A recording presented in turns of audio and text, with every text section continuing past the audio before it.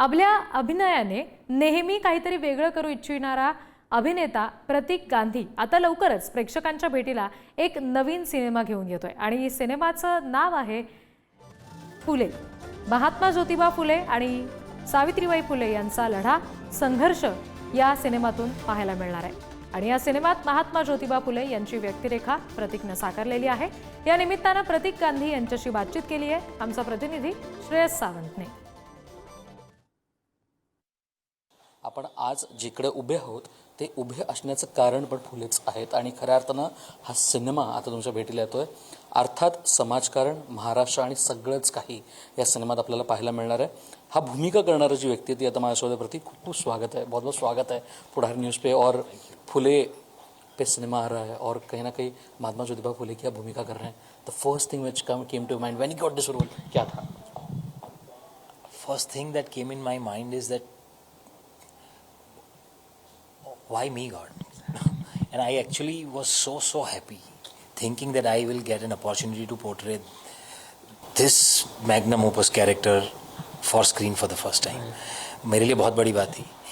मुझे बहुत अच्छा इस बात का लगा कि राइटर, डायरेक्टर, मेकर्स ने मुझ पे इतना विश्वास दिखाया कि इस किरदार को मैं कुछ न्याय दे पाऊँगा, तो मैं बहुत खुश था। पर कहीं ना कहीं हम स्टार्ट लुक से करेंगे क्योंकि ना बहुत इंपॉर्टेंट थी जो पगड़ी थी, जो फेटा है जिसको हम मराठी में कहते हैं, and it is just as perfect as it should B.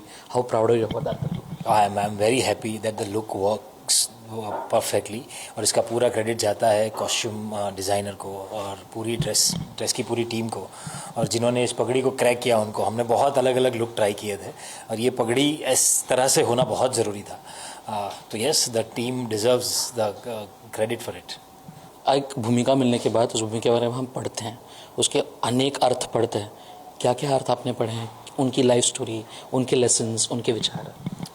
बहुत सारी चीज़ें ऐसी लगती हैं मुझे कभी कभार कि यार ये ना कोई स्क्रिप्चर से कम नहीं है। जैसे स्क्रिप्चर्स में क्या होता है ना, बहुत सारी चीज़ें मेटाफरिकली लिखी गई होती हैं कि फिर गरुड़ आया और गरुड़ ने उस सांप को मार दिया। अब उसके अर्थ को आप अपने हिसाब से समझो। जो व्यासपीठ पे बैठ के बहुत सारे ऋषि मुनि महाराज जो ज्ञानी लोग हैं वो समझाते हैं कि गरुड़ मतलब ये हो सकता है, सांप मतलब ये हो सकता है, ऐसे इनका पूरा जीवन ऐसा है जिसको आज आप अगर मेटाफर के हिसाब से लो तो किसी भी सिचुएशन में अप्लाई कर सकते हो। सावित्रीबाई फुले ने जब पढ़ाना शुरू किया लड़कियों को, जो कि कुछ लोगों को, कुछ कास्ट को ये पसंद नहीं था, और उसका विरोध करते हुए उन्होंने जब उन पर कीचड़ फेंका, गंदा करना चाहा, फिर वो घर आती हैं, रो पड़ती हैं और जिस हिसाब से ये उन्हें समझाते हैं कि ये तो उनका तरीका है अपनी बात को जताने का। अगर वो अपना तरीका नहीं छोड़ते हैं तो हम भी अपना तरीका नहीं छोड़ेंगे। कितनी कमाल बात है कि इतने सालों बाद हम 18वीं सदी की बात कर रहे हैं और आज हम हैं 2025 में। मतलब कितने situation is still same and people are still same. So that ये इसको कैसे बताया जाए, कैसे किसी के साथ डिस्कस किया जाए, वो भी समझ में नहीं आता। इसी ध्यान में अभी किसी ने लाया कि इन दोनों को भारत रत्न मिलना चाहिए। आपकी फिल्म तो आ ही रही है, अगर नहीं आती तो भी आप यही मांग नहीं करते, क्या सोचते? हाँ, ये तो एक कोइंसिडेंस है कि हमारी फिल्म आ रही है, ये अनाउंसमेंट हुआ और दूसरे दिन ये अनाउंसमेंट हुआ कि इन्हें भारत रत्न मिल रहा है।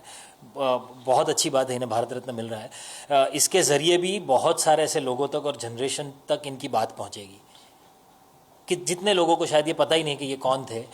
भारत रत्न मिलने के बाद शायद वो गूगल करना शुरू करेंगे कि ये भारत रत्न इनको क्यों दिया है, वहाँ से तो कुछ सोच शुरू होगी। बस पर ये सवाल भी होना चाहिए कि इतने साल किसी को दिमाग में क्यों नहीं आया ये। पर thank you so much Prateek.